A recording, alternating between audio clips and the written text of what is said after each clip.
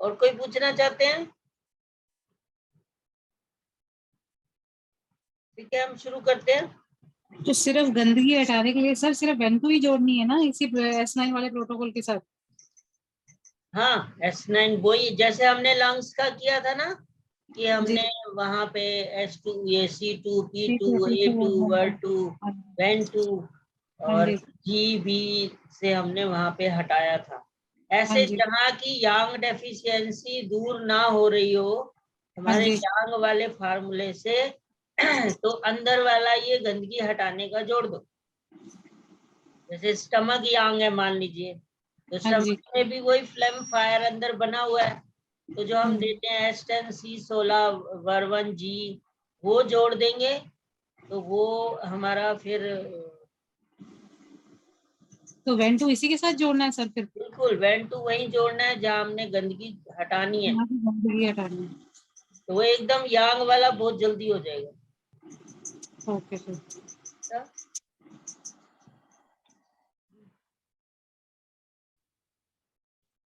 और कुछ पूछना है?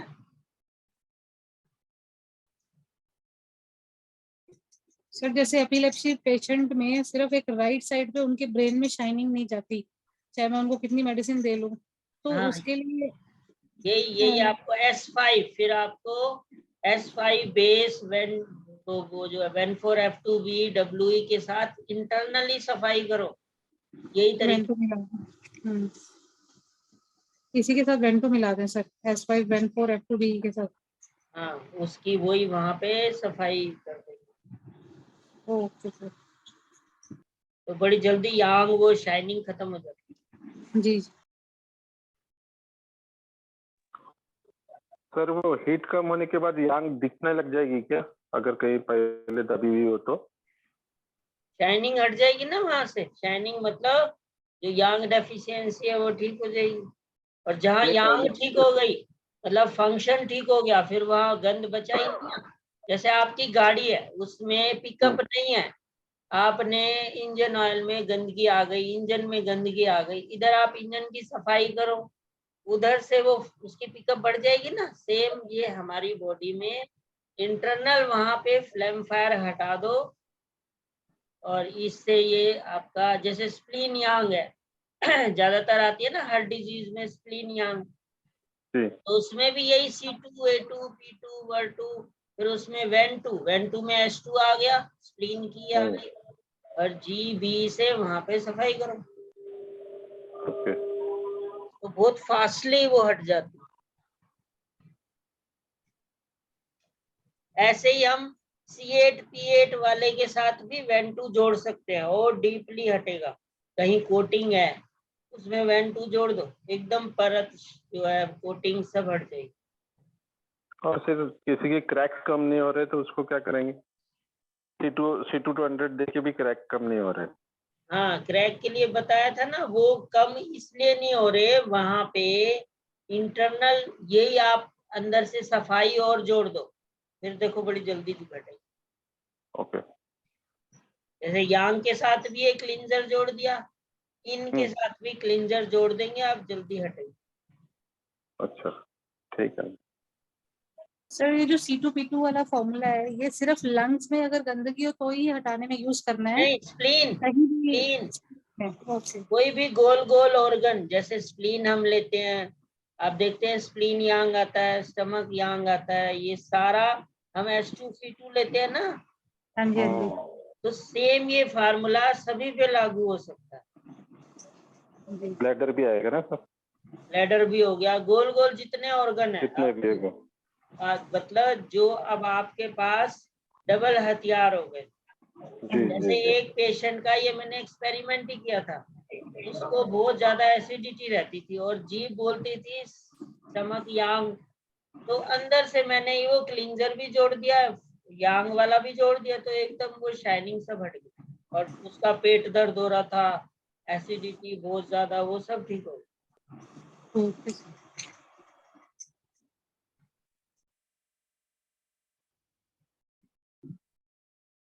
और कोई क्वेश्चन शुरू करें?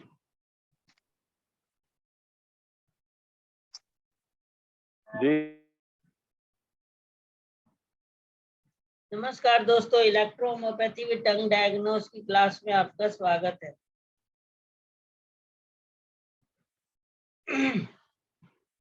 जैसे कि हम अपर वार्मर डिजीज के बारे में चर्चा कर रहे थे, तो कल हमने लंग्स के ऊपर चर्चा की। आज हम ये ब्रेन रिलेटेड डिजीज के बारे में देखते हैं कि ब्रेन में जो जो प्रॉब्लम्स आती हैं, मतलब जिसको हम ये टिप ऑफ द टंग में पेराकार्डियम में देखते हैं। तो ब्रेन की जो सबसे बड़ी आजकल जो मेजर प्रॉब्लम है पैरालिसिस, मतलब स्ट्रोक, जिसको मॉडर्न लैंग्वेज में बोलते हैं सेरेब्रोवेस्कुलर एक्सीडेंट, मतलब CAV, विंड स्ट्रोक, मतलब वात घात। दैट इज द फर्स्ट जो इसमें होता है हेमरेज, मतलब अंदर जो है ब्लीडिंग हो जाती है सेरेब्रल आर्टरी में, जहां वो सब एर्कोनाइड स्पेस होता है, जो हमारा एर्कोनाइड और पायमेटर के बीच में CSF होता है, जहाँ पे वहां पे ये ब्लीडिंग हो जाती है। फिर दूसरा इसमें कॉज होता है जो वो होता है सेरेब्रल थ्रोम्बोसिस।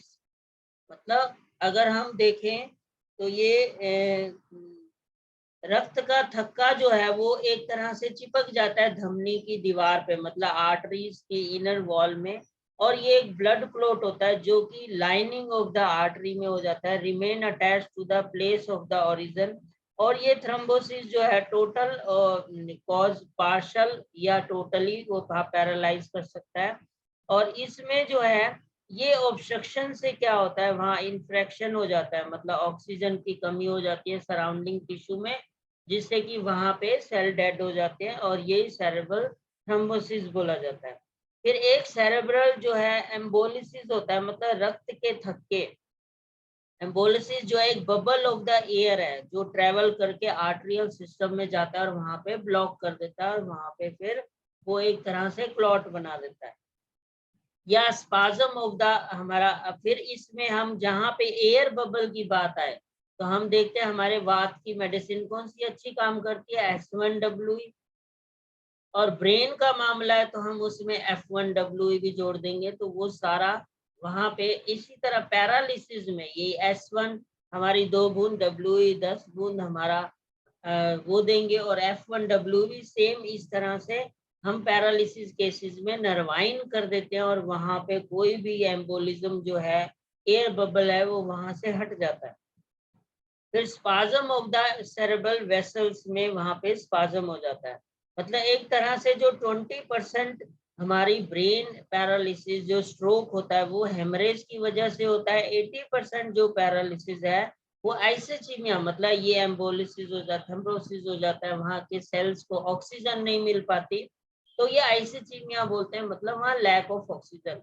तो ऐसे केस में हमें वहां पे वही S1P1 F1WE से हम उसको वहां पे ब्रेन रिलेटेड ये सारे ओवरऑल कवरेज को कर सकते हैं, और वहां पे आपका ऑक्सीजन जो है वहां बढ़ा सकते हैं, जिसके कि जो सेल डैमेज है वहां पे वो रीस्टार्ट हो जाए। फिर ये जो है हमारा होता क्यों है, अगर हम एक्यूपंक्चर की भाषा में बात करें, इटोलॉजी में लंबे समय तक कोई स्ट्रेस में काम करता है तो क्या होता है, सबसे पहले डेफिशिएंसी ऑफ किडनी इन होती है। इन मतलब स्ट्रक्चरल, इन मतलब कोल्डनेस, तो अंदर हीट की जब एक्सेस हो जाता है, एसिडिक ब्लड हो जाता है, तो कोल्ड की कमी होने से वहाँ लीवर की इन भी घट जाएगी, मतलब लीवर में भी गर्मी बढ़ जाएगी। और फिर राइजिंग ऑफ यांग, तो हम देखते हैं कि हमारे जो लीवर का एक यांग ऑर्गन क्या होता है, गॉल ब्लैडर, मतलब, और गॉल ब्लैडर वहाँ पे ब्रेन को 60% कवर करता है। हमारा जो है गॉल ब्लैडर, ये देखिए लीवर का यांग ऑर्गन है और 60% ब्रेन को कवर करता है। तो जब वहाँ लीवर में इन कम हो जाती है, कोल्ड कम हो जाती है, तो यहाँ से यांग राइजिंग होगी। फिर ये ब्रेन को जो 60% कवर कर रहा है, यहाँ यांग बढ़ जाएगी, मतलब हीट बढ़ जाएगी, हीट बढ़ जाएगी। अब एक गुब्बारा है, आप उसको फुलाते जाओ फट जाएगा। तो सेम यहाँ पे यहीं पे हमारा क्लॉट हो जाता है, जो हमारा ये पूरा मोटर नर्व एरिया होता है, यहाँ सेंसरी नर्व एरिया होता है। तो वहां से फिर ओपोजिटली ब्रेन के जो फंक्शन है, जो बॉडी को, मतलब राइट ब्रेन में यहाँ पे क्लॉट हुआ तो ये पूरी लेफ्ट बॉडी पैरालाइज हो जाएगी, मतलब हाथ और पैर पूरा लेफ्ट साइड, ये है राइट साइड हुआ तो लेफ्ट साइड का हो जाएगा। इस वे में जो है हम देखते हैं कि क्यों हुआ, किडनी सबसे पहले कोल्ड आपकी कम हुई, kidney yin, deficiency of kidney yin, फिर deficiency of liver yin, and फिर rising of the liver yang. और ये जो है आपका एपोप्लेक्सी भी पैदा कर सकती है, मतलब coma, mental cloudiness, paralysis in the old age. तो ये सारा यही यांग एक्सेस से होता है, लिवर यांग मतलब लीवर। तो लीवर लाइक कोल्ड एनर्जी, उसको ठंडक पसंद है, इसलिए कहा जाता है कि पहला निवाला कुदरत का फ्रूट खाइए कि लीवर आपका कूल्ड रहे, यांग राइजिंग ना हो जो सर की तरफ जाए। तो यही अब मॉडर्न सिस्टम में कहें तो वहां पे बीपी बढ़ जाएगा, बीपी बढ़ जाएगा तो ये इसको फाड़ देगा, जो वहां पे उन आर्टरीज को ब्लीडिंग कर देगा। फिर इसमें जो है एक हमारा eating irregularity, excess oily fat खाना जिससे कोलेस्ट्रॉल, फूड शुगर, ओबेसिटी, ये फ्लैम फायर बनता है। और स्लर्ड स्पीच मतलब लड़खड़ाती वाणी, अफेसिया, सूखी इसमें जो जीभ होगी वो बिल्कुल एक चिपचिपी परत हो जाएगी सूखी जीभ पे, उसको अभी हम डिटेल में देखेंगे। एक्सेस जो है सेक्सुअल एक्टिविटी से भी जब वीक एसेंस हो जाएगा, मैरो डेफिशिएंसी हो जाएगी। दूसरा इसमें कॉज होता है blood stasis, stiffness and pain in limbs, जिसमें कि पर्पल जीभ आती है जैसे कि हम जानते हैं ब्लड स्टैटिसिस में। और एक्सेस फिजिकल वर्क से भी हमारी स्प्लीन सिंकिंग हो जाती है, तो वीक मसल्स और स्प्लीन डेफिशिएंसी से वहाँ लिम्स का पैरालिसिस हो जाता है। मतलब हमने 4 फैक्टर देखे आपका, एक तो विंड, दूसरा फ्लैम, विंड में क्या देखा हमने, एक डेविएटेड टंग हो जाती है, और जिसमें कि मूविंग हमारी जीभ मूव भी करती है लेफ्ट राइट। और दूसरा कॉज इसमें फ्लैम फायर, मतलब सूखी जीभ पे स्टिकी परत हो जाएगी, अंदर फ्लैम फायर बन जाएगा जो कोटिंग हो जाएगी। फिर तीसरा इसमें लाल जीभ आती है, बिना, जो बिल्कुल रेड, कोई परत नहीं होती, मतलब एम्प्टी हीट से भी ये कॉज होता है। चौथा इसमें स्टेटसिस ऑफ द टंग होता है, मतलब एक तरह से पर्पल जीभ होती है। अब इसमें अगर हम यही 4 कॉज जो एक टीसीएम में एक्यूपंक्चर में कहे गए हैं पैरालिसिस के, विंड, फ्लैम, फायर एंड स्टैटिसिस। तो attack of the internal organ and meridian by wind cause the severe type of wind stroke, आपका एपोप्लेक्सी, बेहोश, कोमा, हेमिप्लीजिया, सुनपन और एफेसिया। अब इसमें जो है हम इसमें इमीडिएट थोड़ा सा इसमें आपको ट्रीटमेंट, अभी आपको मैं डिफरेंट 2 टाइप्स के, फिर इसको थोड़ा सा इसमें एक्यूपंक्चर में ट्रीटमेंट भी आपको बताऊंगा कि हम एक मिनट बिल्कुल ऑन द स्पॉट, जैसे ही पेशेंट के शुरू हो हम जिंगवल पॉइंट ब्लीड करते हैं, तो अभी पॉइंट आपको दिखाऊंगा। और इसमें है 2 तरह के टाइप्स ऑफ एक्यूपंक्चर में कहे गए हैं, एक होता है टेंस और क्लोज्ड टाइप विंड स्ट्रोक, मतलब जिसमें पेशेंट क्या मुट्ठी बंद कर लेता है और बिल्कुल हाथ ऐसे टाइट हो जाता है, मुट्ठी बंद हो जाती है, तो ये हम बोलते हैं टेंस और क्लोज्ड टाइप। अब इसमें जो है इसमें कैसी जीभ होगी, एक एक कमजोरी से कोलैप्स हो जाएगा, बेहोश हो जाएगा, कोमा में आ जाएगा, क्लेंच टीथ मतलब दांत भिंच जाएंगे, मुट्ठी बंद हो जाएगी, लोक जा हो जाएगा, चेहरा और कान लाल हो जाएगा, बलगम ज्यादा, गले में खरखराहट की आवाज, कोर्स ब्रीदिंग, बिल्कुल जो है कब्ज हो जाएगी, पेशाब का रुकना। अब इसमें जीभ कैसी होगी आपकी, जो है लाल, कड़ी, टेढ़ी, चिपचिपी, पीली परत। अब ये हम जीभ देखना चाहें इसमें क्लोज्ड टाइप पैरालिसिस में किस तरह से होगा, फिर हम इसका ट्रीटमेंट देखेंगे। इसमें जो है 37,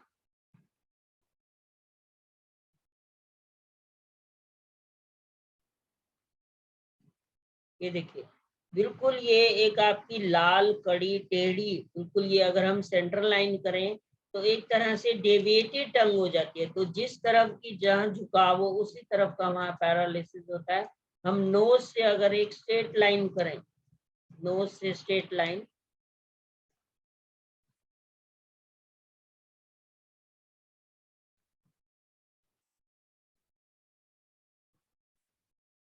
थोड़ा सा ये डेविएशन हो जाएगा और टेढ़ी हो जाएगी, और अभी हम देखते हैं उसमें आपको सही क्लियर दिखेगा।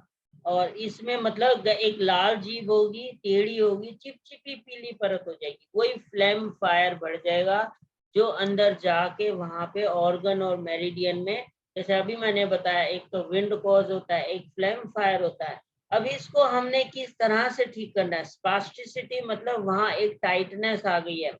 अगर हम एक्वेंचर की भाषा में बात करें तो वहाँ ड्राइनेस कोल्डनेस आ गया। हम सिकुड़ते कब है? बिल्कुल ठंड में, तो यहाँ पे कोल्ड बढ़ गई है, तो वहां पे एक तरह से मुट्ठी बंद हो गई, एक बाजू बिल्कुल स्टिफ हो गई।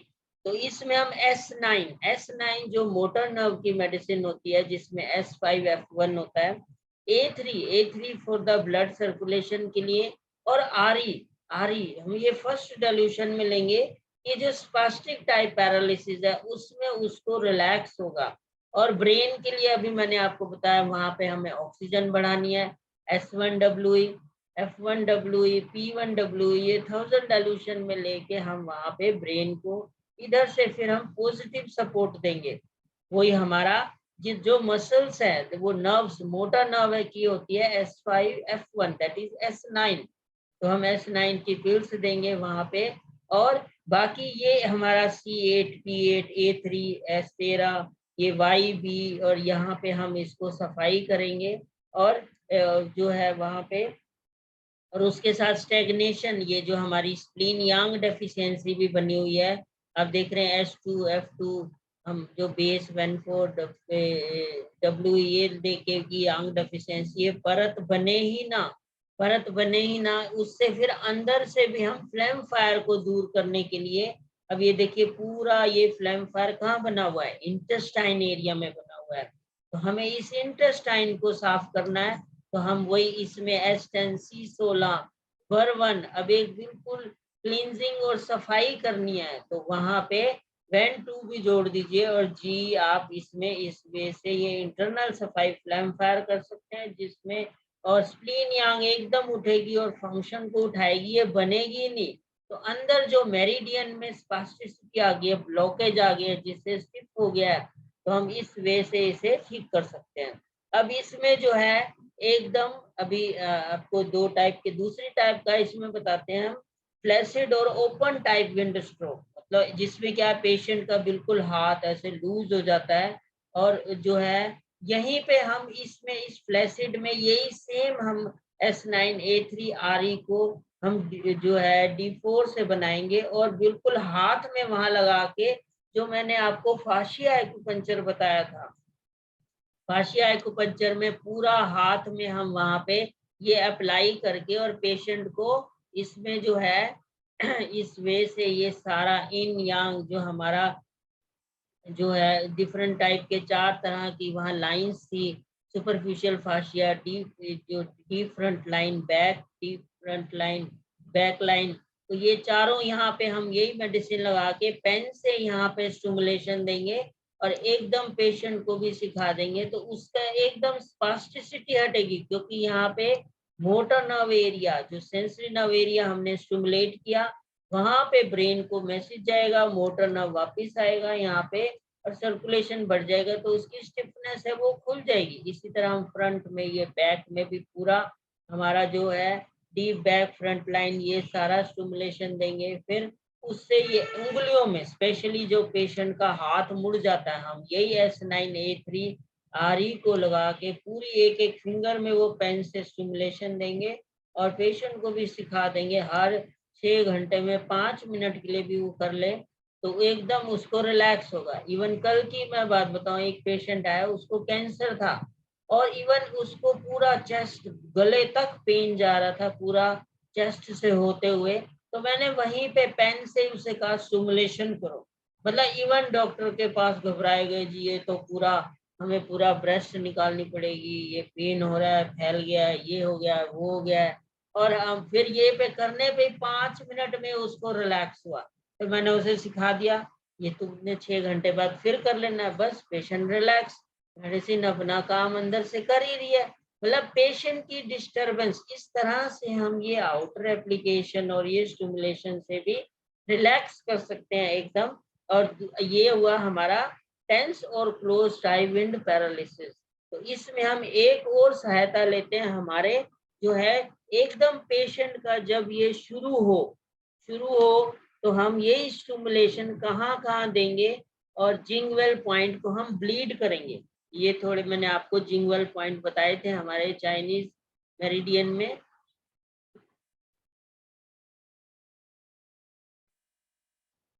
कि पेशेंट का स्टार्ट हो, वहां कोने में आपने एकदम ब्लीड लगा के, मतलब हवा निकालनी है वहां, हमारा पर्पस एक ब्लड के साथ जो एयर बाहर आ जाएगी वो हम उसको निकालेंगे।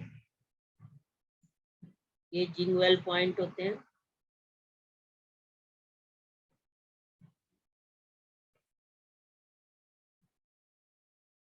ये देखिए, ये जिंगवेल पॉइंट LI1 ये हमारे हाथ में। तो यहाँ हम एक ड्रॉप निकालेंगे ब्लड की, तो उसके साथ जो एयर बाहर निकलेगी, तो वो जो विंड का जो एक स्ट्रोक होना है, ये सारा TW1 LI1 SI1, और पैर में ये हमारा देखिए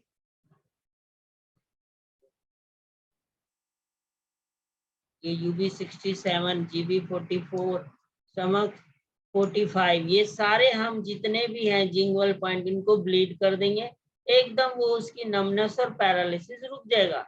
मतलब इवन ये तो हुआ एकदम हमें रोक देना और हो चुका है, फिर भी हम 3 महीने तक ये हम इसी तरह से ये विंड निकाल के पेशेंट को बहुत जल्दी रिकवर कर लेते हैं। अब जिसका और लंबा टाइम हो गया, 1 साल बीत गया, 2 साल बीत गए, तब भी हम यही फाशिया स्टिमुलेशन से उसको ठीक कर सकते हैं। अब आप कहीं जी हमने ब्लीड ना करना हो और हम सिंपली यहाँ से एयर ही निकालने, हमारा वात मतलब ये ड्राइनेस पॉइंट बोले गए हैं, वात पॉइंट बोले गए हैं, तो हमारे इसमें जो वात हटाने की मेडिसिन हमारे मैटी जी ने दी S1, और हमने वहां पे एक नर्वाइन इफेक्ट देना है, तो S1WE लगा के हम इसी पॉइंट पे यहाँ पे वही वात को रिड्यूस कर सकते हैं। और यही पॉइंट्स को हम अगर ब्लीड करें तो जिंगल बहुत अच्छा और काम करेगी, नहीं तो हम इसको सिंपली यहाँ अप्लाई करके भी रिड्यूस कर सकते हैं इन पॉइंट्स पे। और इसमें जो है फिर हम एक लोब्स के ऊपर भी हम देखेंगे कि जो मोटर नर्व एरिया होता है, और सिंपली आप हाथ में अगर हम देखें,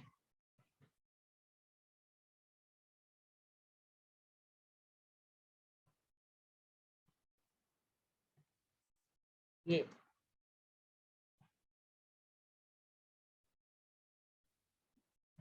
देखिए ज्यादातर जो है हमारी पे जो है यहाँ पे जो पैरालिसिस होता है मोटर नर्व एरिया, मतलब हमारा यहाँ पे आता है ये मोटर नर्व एरिया, ये हमारा फ्रंटल ब्रेन है, ये पेरिएटल ब्रेन है, तो स्पेशली ये इसी साइज में यहाँ पे ये बनता है कान के बिल्कुल सीध में। तो हमने यहीं पे एक स्टिमुलेशन देना है, हमने यहीं पे आपकी एप्लीकेशन यही S9 मोटर नर्व एरिया के A3 और आरी लगाना है, मतलब वहां पे सर्कुलेशन बढ़ाना है। अगर वहां पे जो है एक डेड सेल हो चुके हैं, अगर अभी ताजा ताजा हुआ है, क्लॉट हुआ है, तो हम बी लेंगे, नहीं तो फ्लैसिड है सिंपली तो हम WE नर्वाइन से भी काम कर सकते हैं। पर बहुत ज्यादा एक तरह से ड्राइनेस आ चुकी है, वहां क्लॉट बन चुका है और वो टाइम हो गया है, तो हम आरी से यहाँ पे वही पेन से स्टिमुलेट करते हुए यहाँ खोलेंगे। और किसी के ब्रेन में कोई स्टिचेस है अगर वहां पे कोई भी वहां पे, तो सेम हम यहाँ लोब पे भी ट्रीटमेंट दे सकते हैं। जैसे कि हाथ और पैर में ये देख रहे हैं आप कि फ्रंटल ब्रेन, ये पेरिएटल ब्रेन बिल्कुल आंगुली के नीचे होता है, तो हम ये सेम एप्लीकेशन यहाँ पे भी लगा के यही स्टिमुलेशन यहाँ पे दे सकते हैं। फिर इस लोब में जाएं तो ये मोटर नर्व एरिया आपका 4 नंबर हम लेते हैं, इसमें जो ब्रॉडबैंड एरियाज होते हैं, तो हम यहाँ पे भी अप्लाई करके यही स्टिमुलेशन दे सकते हैं 4 नंबर पे। तो ये हमारे इसमें हम ये साथ में पेशेंट को उसको सिखा भी सकते हैं कि पैरालिसिस बाकी डायरेक्टली सिर पे करना बेटर होता है, अगर वो नहीं है पॉसिबल तो हम ये कोरस्पोंडेंस हाथ में यही एरिया स्टिमुलेट कर सकते हैं। अब ये देखिए यहाँ पे यही 4 नंबर एरिया,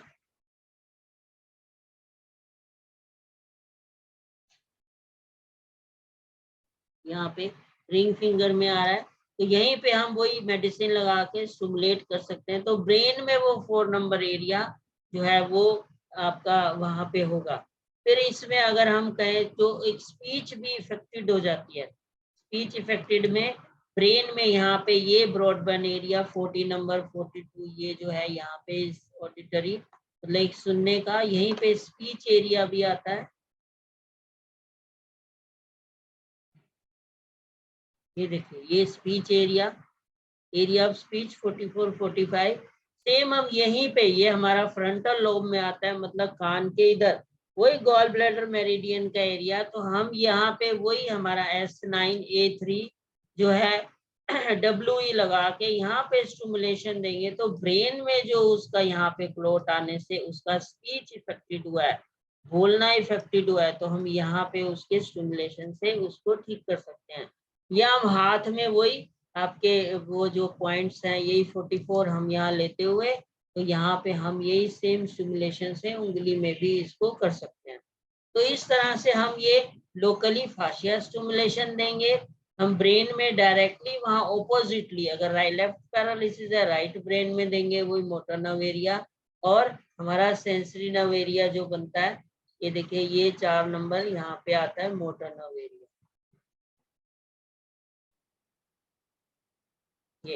ये हमारा 4 नंबर, ये बिल्कुल फ्रंटल लोब है, और पेरिएटल लोब इसका जहां आपका बॉर्डर होता है, यही 4 number area motor nerve area होता है, डायरेक्टली यही कान आता है आपका। तो इसको ये हम चोटी से जोड़ें तो ये हमारा बनता है। ये तो ये ऑपोजिटली, मतलब अगर हम चोटी की तरफ देखें तो यहाँ ऊपर का भाग हमारे लेग को कंट्रोल करता है, फिर उससे नीचे हाथ को करता है, फिर फेस को करता है।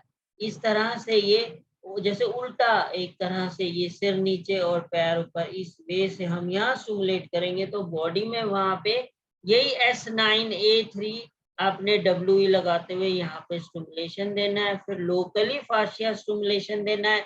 इधर से इंटरनली आपने जो है मेडिसिन जो है आपने इधर दी स्पास्टिसिटी में S9A3 RE, और आपने S1WE, F1WE, P1WE की वहां पे इंटरनली भी खोली। तो दूसरा हमने देखा ये R टाइप में और भी मेडिसिन हम जोड़ते हैं एनी टाइप ऑफ पैरालिसिस में। इसमें हम सेकंड देखते हैं जो फ्लैसिड टाइप पैरालिसिस होता है, ओपन टाइप, मतलब जिसमें पेशेंट के हाथ खुले रहते हैं, उसमें कैसी जीभ दिखाई देगी वो इसमें हम पहले ये स्पास्टिक में और टाइप ऑफ जीभ देखना चाहें तो 73, 61, ये भी देखिए पूरी रेड जीभ है, टेढ़ी है, एक तरह से चिपचिपी है। अगर हम इसको सेंट्रलाइज डिवीजन करें यहाँ पे, तो एक डेविएशन आ रहा है, ये डेविएशन, तो ये हमारा सेम यहीं पे पूरी चिपचिपी परत है ब्रेन एरिया में, और लाल जीभ है।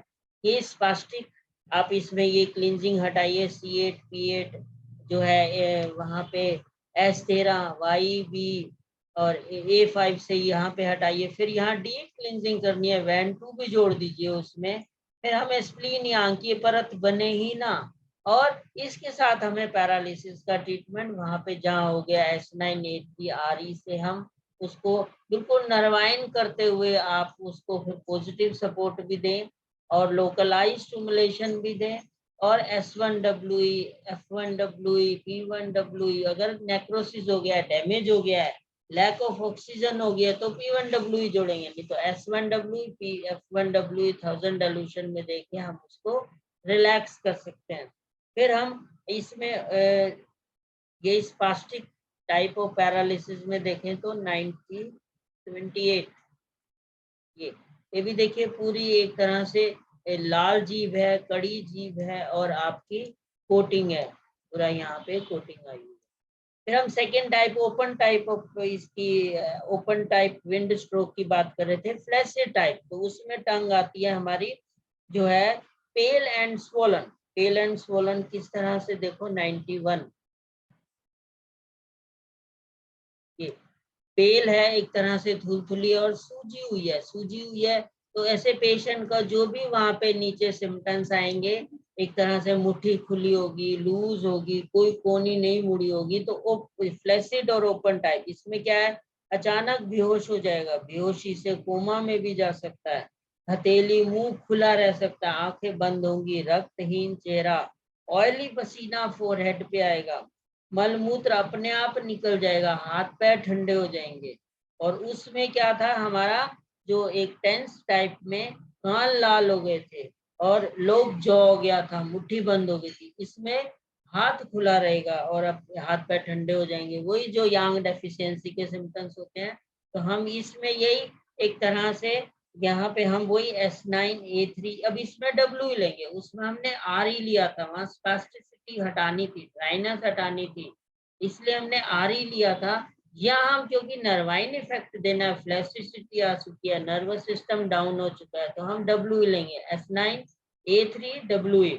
इस वहां पे वही हम लोकल स्टिमुलेशन देंगे हमारा फाशिया का, और ब्रेन में स्टिमुलेशन देंगे, और कोरस्पॉन्डली हाथ में उस लोब पे वहां पे जो है हम स्टिमुलेशन देंगे।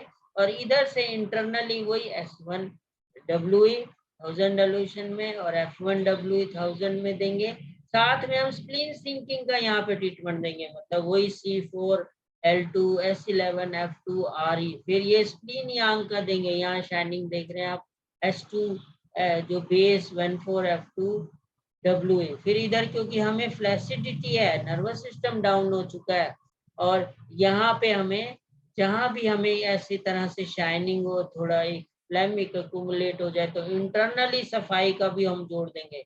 जैसे अपर वार्मर में है तो हम C2 P2 A2 W2 WEN2 GB से वहां सफाई करेंगे। स्टमक एरिया में तो हम C10 C16 W1 GB से सफाई करेंगे।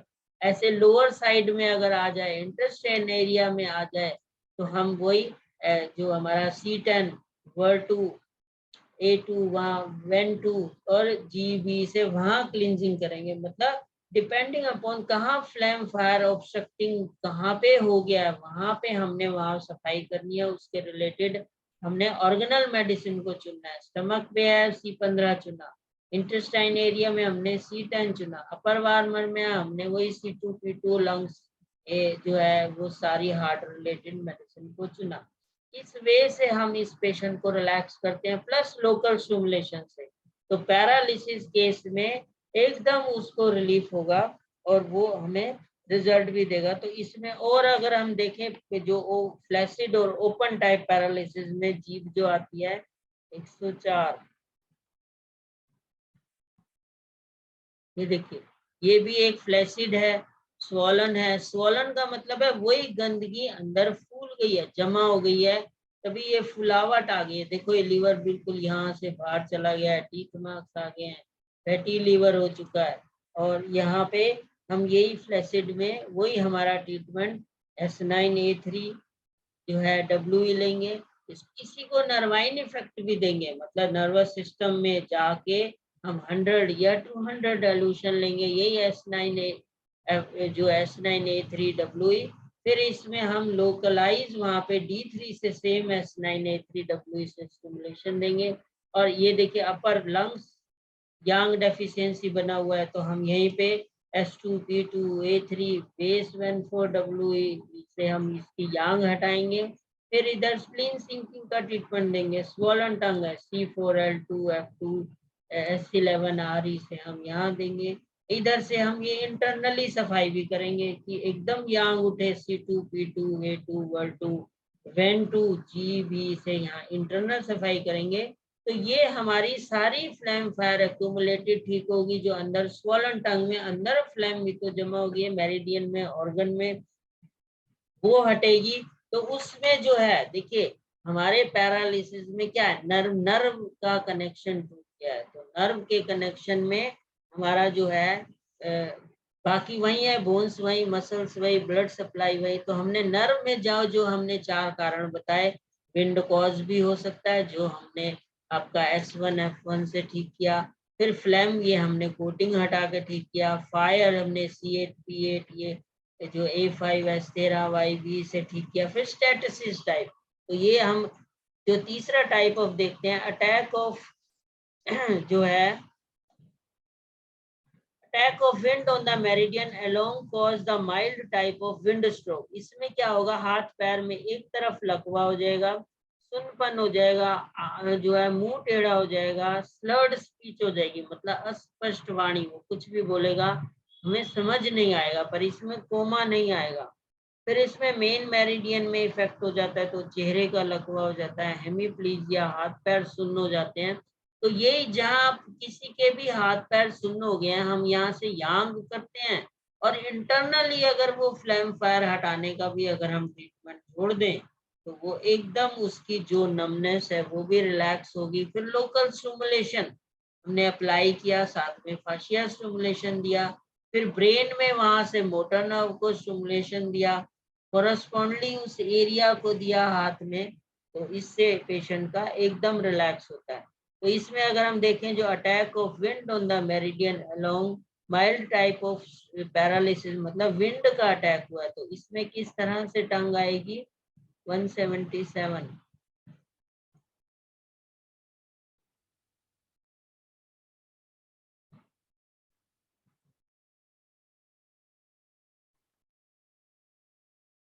ये देखिए बिल्कुल एक तरह से यहाँ विंड का अटैक होके क्या हो गया, जीभ ये बिल्कुल सेंट्रलाइज होनी चाहिए, ये बिल्कुल अगर हम कहें तो डेविएटेड हो गई, राइट साइड हो गई। तो ये हम वही S1W से इसको हम इंटरनली बात को हटाएंगे, उधर F1W ब्रेन पे जो इफेक्ट हुआ है उस बात का वो हटाएंगे, जिससे कि उसकी जो भी ये सिम्टम्स आ रहे हैं, फिर हम लोकल स्टिमुलेशन करेंगे, जो नमनेस आ रही है, हाथ मुंह टेढ़ा हो गया, स्पल्ट स्पीच हो गया है, तो वो आपका ठीक होगा।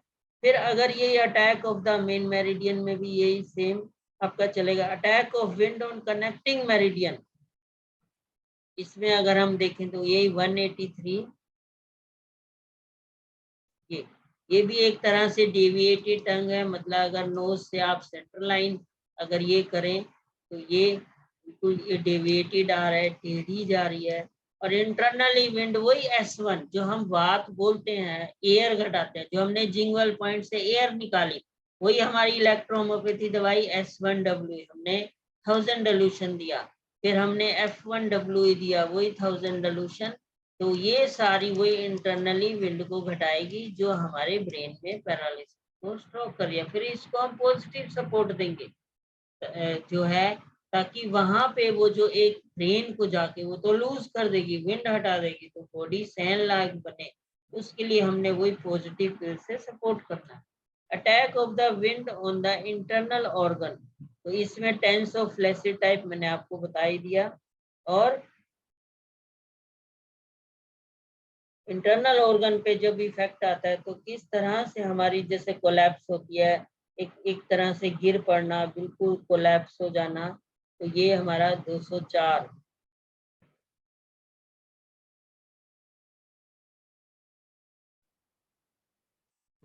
ये भी देखिए डेविएटेड टंग है, एक तरह से इंटरनल ऑर्गन पे इफेक्ट हुआ है। अगर हम नोज से स्ट्रेट लाइन करें तो ये सारा राइट साइड डेविएटेड जा रहा है, तो वही हमने यहाँ हटाते हुए इसमें मतलब वही हमने S1W F1W, फिर इधर से जो है हमारा ये जो है लोकलाइज जो वहां पे इफेक्टेड हो गया है, अगर कहीं मसल्स भी सूख गए हैं तो हमारे मसल्स के लिए S5A1 एक बहुत अच्छा वहां पे जो होती है। पर इसमें हम पैरालिसिस में देखते हैं कि मेनली नर्वाइन फॉल्ट होता है, मतलब नर्व का इफेक्टेड होता है, तो इसलिए हमने यहाँ S9 लिया जिसमें S5 और F1 होता है, वो S9 का यहाँ पे रोल होगा। मतलब इसमें हमने देखा कि जितने भी टाइप के पैरालिसिस हैं, जैसे कि फेशियल पैरालिसिस है, हमने उसमें सेम इफेक्ट देना है S9A3। आरी मतलब वहां पे एक टेंस टाइप या जी फ्लैसिड होगी तो हमने W ही जोड़ देना है। तो लोकलाइज हमने D3 से वहां लगा के फाशिया स्टिमुलेशन, फेशियल पैरालिसिस है, नीचे से ऊपर की तरफ मसाज देंगे या पेन से वहां पे स्टिमुलेट करेंगे। और इंटरनली यही S1A3 RE को हम 100 डाइल्यूशन या 200 डाइल्यूशन देंगे और एकदम वहां नर्वाइन इफेक्ट देंगे। फिर जीभ के अनुसार कोटिंग आ गई है, हम वहाँ वही स्प्लीन यांग का ट्रीटमेंट देंगे। फिर ये फ्लैम फायर हटाने के लिए वहां से वो हटाएंगे, C8P8A5S13YV से पूरी यहाँ सफाई करेंगे, पॉजिटिव पिल्स देंगे, लोकलाइज स्टिमुलेशन देंगे। इस वे से पैरालिटिक पेशेंट को बहुत ही शॉर्टली टाइम में, मतलब इसमें लोकली फाशिया स्टिमुलेशन का बहुत बड़ा रोल है, जो पेशेंट को विद इन 10 डेज ही बिल्कुल मिरेकली चेंज ला सकता है। जैसे कि मैंने किया था, पेशेंट का वीडियो भी डाला था कि 10 दिन में उसकी बंद मुट्ठी खुल गई, वो कंप्यूटर पे काम करने लगा। इसको एक बार हमने सिखा दिया, फिर वो हर 6 घंटे में 5 मिनट प्ले कर लेता। और उसका पूरा हाथ खुल चुका था 10 दिन के अंदर अंदर ही। इधर से ऐसे हाई बीपी पेशेंट का, उधर से बीपी हाई होता है, वो हमने साथ में ये फ्लेम फायर हटाया, इधर से हीट घटाई, उधर से हमने जो है ये सारा ट्रीटमेंट दिया विंड घटाने का, S1W F1W, उससे वो भी रिलैक्स हुआ। फिर कहीं पे अगर क्लॉट आ गया, हम क्लॉट रिलेटेड जो हम जानते हैं A2L1B, उसके साथ कहाँ आया है, ब्रेन में आया है, तो हम उसके साथ क्या जोड़ देंगे, C1 जोड़ देंगे भाई, C1 A2 L1B, मतलब वहां पे क्लॉट आ चुका है। हम इस तरह से जहाँ क्लॉट आ गया वो हटा, सिम्टम्स के अनुसार, जीप के अनुसार हम मेडिसिन को जोड़ते जाएंगे। ऐसे अगर यही फिंगर पैरालिसिस हो जाए तो सेम हम यही S9A3RE जोड़ेंगे, फ्लैसिड टाइप में हम इसको WE कर देंगे। फिर बच्चों में भी अगर यही पैरालिसिस हो जाता है तो उसमें हम वही S9A3WE को जोड़ेंगे। क्रॉनिक स्टेज में हम S1WE और F1WE 1000 डाइल्यूशन में देंगे ही। लोअर एक्सट्रीमिटीज में हो जाए यही सेम आपका जो है, जहाँ पे अपर एक्सट्रीमिटीज हो जाए, बोन्स आपको लगे कि उसमें भी एक मिनरलाइजेशन जैसे ओल्ड एज में होता है, फिर उसमें हम C4 को जोड़ देंगे, मतलब S9C4A3WE या RE अकॉर्डिंग टू स्पास्टिक है या फ्लैसिड है। स्पास्टिक है तो RE लेंगे, अगर फ्लैसिड है, लूज है, तो हम WE लेंगे, मतलब वहाँ नर्वाइन इफेक्ट डालेंगे। इस तरह से कोई भी कहीं का भी पैरालिसिस है, हम उसको लाइटर डाइल्यूशन में नर्वाइन इफेक्ट भी देंगे, फिर पॉजिटिव सपोर्ट देंगे, और कहीं पे भी हम उसको जैसे एक फेरेंगियल यहाँ पे जो हमारे लारिंक्स फारिंक्स होते हैं, जो वोकल कॉर्ड, वहां पे इफेक्ट हो गया तो हम यही S9A3 के साथ P4 को जोड़ देंगे, गले की मेडिसिन को जोड़ देंगे। और अगर यही हमारा लोअर एक्सट्रीमिटीज जहाँ पे अगर जिस पे इफेक्ट हुआ है तो हम उसकी वहां पे लोकल मेडिसिन को साथ में जोड़ सकते हैं। ऊपर है अगर ब्रेन रिलेटेड स्लर्ड स्पीच हो गया है, क्योंकि speech controlled by lungs strengthen by heart, तो हम जहां भी स्पीच इफेक्टेड हो जाए तो फिर हम इस S9 के साथ S9A3 फिर P1 जोड़ेंगे, मतलब P1 एंड स्पास्टिक है तो RE, लूज फ्लैसिड है तो WE। तो इस वे से हम ब्रेन से स्पीच एरिया को भी नर्वाइन इफेक्ट देके उसको रिलैक्स कर सकते हैं। उसके बाद हम देखते हैं कि अगर यही बेल्स पाल्सी में, तो बेल्स पाल्सी में जो हमारा नॉर्मली जो है लोकल आपका नर्वाइन, आपका जो हमारी एक तरह से क्रेनियल नर्व होती है, तो जो 10th cranial nerve that is vagus nerve, और सेम हमारा जो है बॉडी में अगर हम ये बात करें, ये जो फेशियल पैरालिसिस में होता है, तो जो फेस की आपकी नर्व आती है वहां पे उसको हम देखते हैं ये क्रेनियल नर्व, ये फेस में ही आती है, ये तो वेगस नर्व का दिखाया हुआ है, तो फेस में वही वहां पे वो आपका जो है 3rd 4th क्रेनियल नर्व आती है जो फेस के फ्रंट को पूरा सप्लाई करती है, तो वहाँ इन्फ्लेमेशन हो जाती है, तो लोकली हमें वहां करना है। अब इस केस में हमने जो अप्लाई करना है, जो कि सेंसरी इफेक्ट वहां पे इफेक्टेड हो चुका है, तो S5 लेंगे।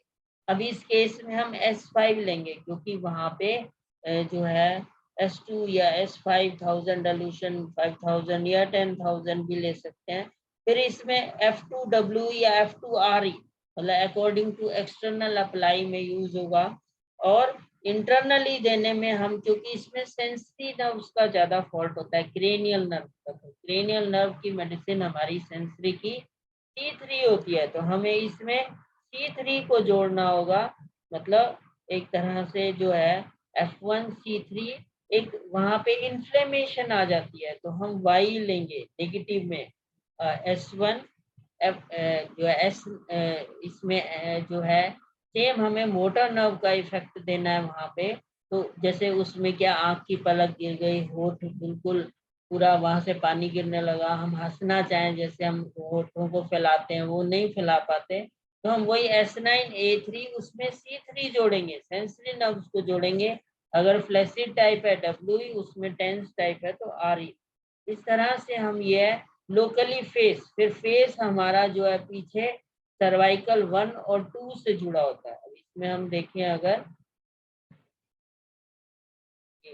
हम उसमें भी वहां पे ट्रीटमेंट देंगे। फेस हमारा ये देखिए, ये फेस का ये पार्ट जो है इफेक्टेड हो जाता है, तो हमारा ये जितना भी ये इफेक्टेड एरिया है यहाँ पे फेशियल पैरालिसिस में, मतलब क्रेनियल नर्व का ये जंक्शन होता है, यहाँ पे जंक्शन, जहाँ पे इन्फ्लेमेशन आके पूरे इस फेस को पैरालाइज कर देती है। तो हमने यही ये मेडिसिन लगानी है, कौन सी, वही हमारी S9C3A3WE या RE अकॉर्डिंग टू कंडीशन। वहां पे फिर पेन से स्टिमुलेशन दीजिए, इधर इंटरनली आपने मेडिसिन दी और उधर से वहां पे आपने यहीं पे स्टिमुलेशन दिया, तो पेशेंट को इमीडिएट रिलैक्स होगा। और वो जो है उसका फेस के अंदर इन्फ्लेमेशन, तो हाई इन्फ्लेमेशन होती है, उसको मैंने नर्वाइन भी करना है। तो सेम S9A3C3 आपने वहां पे, अब हाई इन्फ्लेमेशन है तो अकॉर्डिंग टू कंडीशन इसमें जी को जरूर जोड़ा जाएगा, जो इंटरनली आपकी इन्फ्लेमेशन को हटा दे। और जीभ की कंडीशन देखते हुए जी बी को हम वहाँ पे लाइटर डाइल्यूशन में लेंगे। अगर फ्लैसिड टाइप टंग है तो हम WE लेंगे, पर मेन S9A3C3 और आपने वहाँ पे जो है WE को जोड़ा और एकदम वहां पे रिलैक्स हो जाएगा। और फाशिया स्टिमुलेशन से स्टिमुलेट भी किया क्रेनियल नर्व। फिर ये फेज देखिए C1 C2 से जुड़ा हुआ है ज्यादातर, ये दो वर्टिब्रा, तो हमें स्पाइन में यहाँ पे भी स्टिमुलेशन देना, गर्दन में C1 C2 पे। और यही आपके मेडिसिन S9A3C3WE लगा के यही फाशिया स्टिमुलेशन देना है, फिर लोकली फेस पे देना है और पेशेंट को दे देना है D4 से बना के, उधर पीने में नर्वाइन इफेक्ट देना है। तो इससे एकदम पेशेंट को रिलैक्स होगा। तो इस वे से हम कोई भी ये पैरालिसिस केसेस जो हमने देखा बॉडी के टाइप और हमारा फेस पे, और इसमें सारे जो इफेक्ट आते हैं, फिर इसमें जीभ में हमने देखा डेविएटेड टंग आ जाती है और फ्लेम फायर हो जाता है 4 तरह से। और चौथी जो हमने देखा सबसे ज्यादा ब्लड स्टेटसिस की जो जीभ होती है, मतलब जहाँ स्टेगनेशन आ गया है वहां पे भी हमने उसको दूर करना है जीभ में। जैसे ये स्टेगनेशन आप देख रहे हैं, तो हमें वही जिस एरिया में आ गया, आप देखिए ये पूरा लीवर एरिया में ही आ गया, और जितनी भी मोटर नर्व मैंने आपको बताया था आपके लीवर से ही कंट्रोल होती है। S9 इसमें आपकी मेडिसिन लीवर की ही रिलेटेड, S5 भी लीवर की, F1 भी लीवर की। तो अब इस केस में हम ये स्टेगनेशन भी हटाएंगे तो पेशेंट को उस पैरालिसिस केस में रिलैक्स होगा।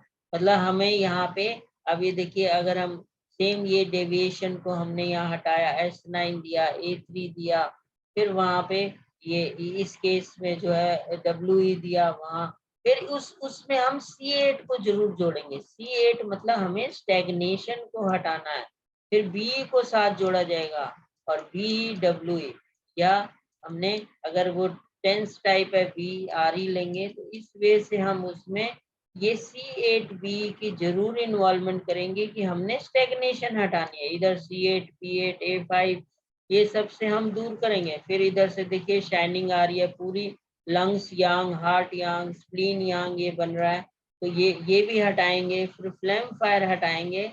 तो इस वे से उसकी मेरिडियन इंटरनल ऑर्गन में जो जो ब्लॉकेजेस आ गई हैं जिसकी वजह से पैरालिसिस हुआ है, और ये ब्लड स्टेटस में ये पर्पल टंग आ गई, तो हमें उस ट्रीटमेंट में इसको इनर वाइन इफेक्ट देते हुए ये साथ में जोड़ देना, ताकि ये स्टेगनेशन भी हटे, स्टेगनेशन हटे जो आपकी मेरिडियन में और मोटर नर्व एरिया में आ गया है। प्लस लोकल स्टिमुलेशन दिया और आपने ब्रेन पे दिया, फिर उसको कोरस्पोंडेंस हाथ में भी हम वो एरिया ब्रॉडबैंड एरिया ले सकते हैं। तो इस वजह से हमने पैरालिसिस का जो भी ब्रेन स्ट्रोक का ट्रीटमेंट हमारा बनता है अकॉर्डिंग टू चाइनीज एक्सपेंचर, फिर उसमें टंग कैसी दिखती है, फिर हमने उसका ट्रीटमेंट देखा। तो इस वजह से हम उसको ट्रीटमेंट देखे और फाशिया स्टिमुलेशन को जोड़ के एकदम पेशेंट को रिलैक्स दे सकते हैं। और क्योंकि फाशिया स्टिमुलेशन एकदम सेंसरी नर्व एरिया को स्टिमुलेट करके मोटर एक्शन को पैदा करेगा, और मोटर एक्शन नर्व हमें ताकत और जान देती है। तो हमारी नर्व की जहाँ गंदगी हटी, हमारा कनेक्शन जुड़ गया, तो वहां ताकत और जान आ जाएगी। मतलब जो पेशेंट हाथ नहीं उठा पा रहा, चल नहीं पा रहा वो भी चलने लग जाएगा। तो इस वे से तो हम यही रखते हैं, किसी का कोई क्वेश्चन है तो वो पूछ सकते हैं।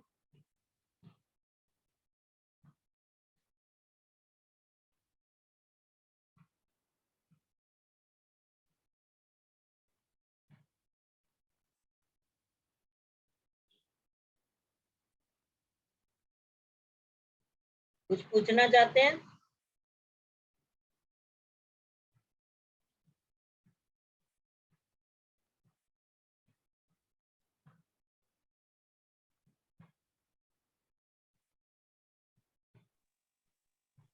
सर ये S1WE, F1WE और जो थर्ड वन है T1WE, तीनों को अकॉर्डिंग टू कंडीशन अलग अलग देना है या एक साथ भी दे सकते हैं? अलग अलग देना है। S1WE अलग, F1WE अलग। उसको वही 1090 रेशो बनाओ, मतलब 2 बूंद उसकी तो 10 बूंद उसकी। और P1 वहां देना है जहां आपका कोई स्पीच ऑक्सीजन। एरिया इफेक्टेड हो गया है या लैक ऑफ ऑक्सीजन है। तो फर्स्ट क्या पॉइंट बोला सर?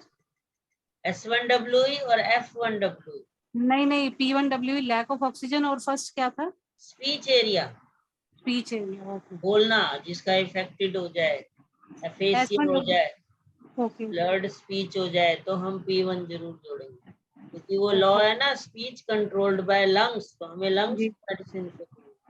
जी सर। और S1WE हो गई इंटरनल हीट के लिए, इंटरनल विंड के लिए। और F1WE किस लिए बताया था आपने? ब्रेन। यही ब्रेन के लिए, ब्रेन पे इफेक्ट हुआ है ना वहां पे, तो जी उसे जी। भी नर्वाइन करना है। Okay okay.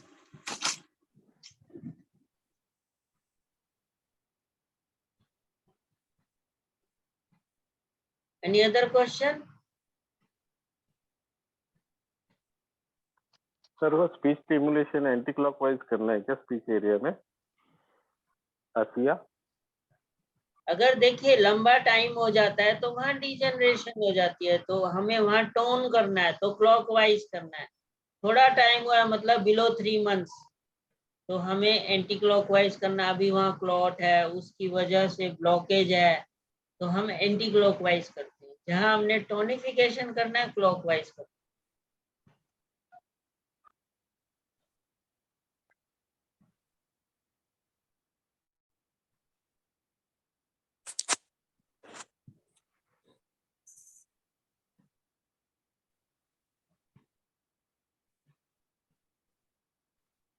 Any other question?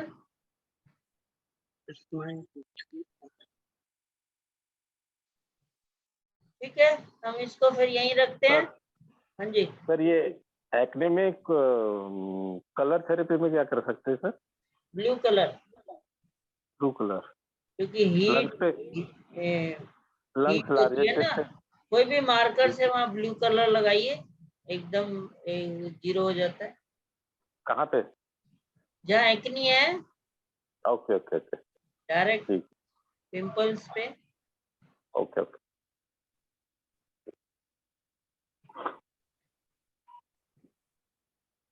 Sir S9A3 RE जो है ये फर्स्ट डायल्यूशन में लेना है या नर्वाइन करना है? फर्स्ट सोल्यूशन तो हमने एक स्टिमुलेट किया, वहां पे D4 से दिया पेशेंट को लोकली, और साथ में हमें नर्वाइन भी करना है। नर्वाइन नर्व में इफेक्ट देना है ना, अब कोई भी नर्व पे जाने के लिए हमें नर्वाइन हायर डाइल्यूशन तो जाना ही पड़ेगा ना। इंटरनली देना है ना ये? Internally, yes.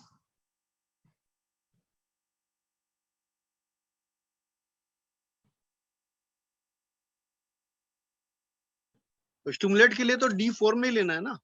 हाँ, या स्टिमुलेट के लिए D4 लेना है, पेशेंट को सिखाना है, और 10 दिन में रिजल्ट आएगा। मैंने किया, वो वीडियो भी डाला था। देखो, ये डाला। पैरालिसिस पेशेंट में हमें रिजल्ट जो है इमीडिएट मिले, 10 दिन में पेशेंट खुश होता है, चलते हुए आए, उसका ये रिकॉर्डेड, मतलब आए तो उसका चलते हुए वीडियो बनाओ, फिर 10 दिन बाद बनाओ, देखो कितना पेशेंट को इफेक्ट हुआ। और होगा, 100% होगा। बस उसे हर 6 घंटे में 5 मिनट के लिए स्टिमुलेशन सिखाना। ओल्ड केस के अंदर में नर्वाइन करके ही स्टिमुलेट करना है ना, उसमें भी D4 में देना है? ओल्ड केस लगाने में हमेशा D4 इंटरनली नर्वाइन देना, बाकी जो जीभ के अनुसार जो वो बोले वो कंडीशन, नहीं, जैसे जो साल 2 साल 3 साल पुराना हो जाए तब उसमें भी इंटरेस्ट नर्वाइन 200 डाइल्यूशन कर दो। ठीक।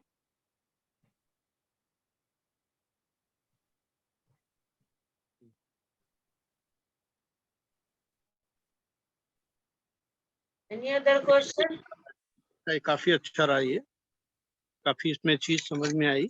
मतलब मेन ये विंड स्ट्रोक का जो भी पैरालिसिस का ये 4 ही कॉज होते हैं ज्यादातर चाइनीज लोग के हिसाब से। हाँ जी, 4 कॉज, आपने उन चारों पे काम करना है। विंड भी हटानी है, आपने फ्लेम फायर को, यही एक्यूमुलेशन जो परत आ जाती है ये हटानी है, बने ना, फिर हीट घटानी है। तीसरा और चौथा स्टेटसिस, ये हमारा स्टेग्नेशन, ये हटाने हैं। तो बस अंदर से आपने ये हटा दिया, उधर लोकल स्टिमुलेशन दिया। देखो पेशेंट आपका कैसे 1 महीने में कितना क्रॉनिक से क्रॉनिक को कितना बढ़िया रिजल्ट दे। पर इसमें ये मेहनत करनी पड़ती है स्टिमुलेशन। बिना स्टिमुलेशन के आपको खाली दवाई से हो जाएगा, फिर बहुत लंबा टाइम, बहुत मुश्किल। तो 10 दिन में इफेक्ट देना है तब तो उसका रिजल्ट दिखाना ही पड़ेगा ना। बिल्कुल, मैंने बताया ना कल, मैं कैंसर पेशेंट पे सोचो इतना पेन हो रहा था, कहते जी अब तो हम जाएंगे, भर्ती होएंगे, कीमो रेडियो ये सब। मैं कहा तू पेन से कर, अभी कर, मेरे सामने कर। करते ही रिलीफ, सारा दर्द जो फैल रहा था, कैंसर पेन तक सोचो। सेंसरी एक्शन को पैदा करके ब्रेन ने एकदम मोटर एक्शन भेज देना है, वहां सर्कुलेशन बढ़ा देना है। सर्कुलेशन बढ़ गया, ब्रेन को ही तो मैसेज जा रहा है दर्द है, तो वो अपना खत्म। लोकली करना है वहीं पे। Locally, yes. उसके ब्रेस्ट में पेन हो रहा था, मैं कहा ये पेन ले, खुद ही कर, मेरे सामने कर। अच्छा, वहाँ पे एंटी क्लॉकवाइज ही करना है, एक्सेस एनर्जी रहती है। एंटी क्लॉकवाइज किया ना हमने। Excess energy, pain is always excess energy.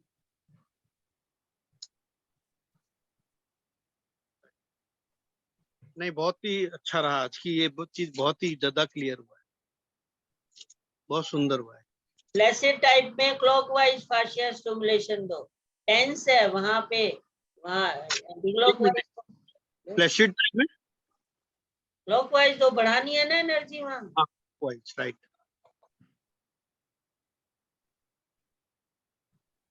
हाँ, क्योंकि वहाँ विंड की कमी है, वहाँ तो लेके आना है, राइट।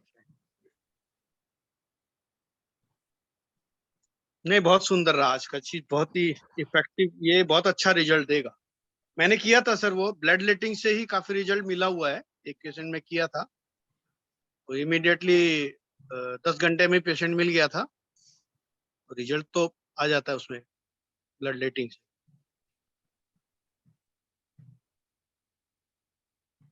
चलिए ठीक है, किसी ने और कुछ पूछना है?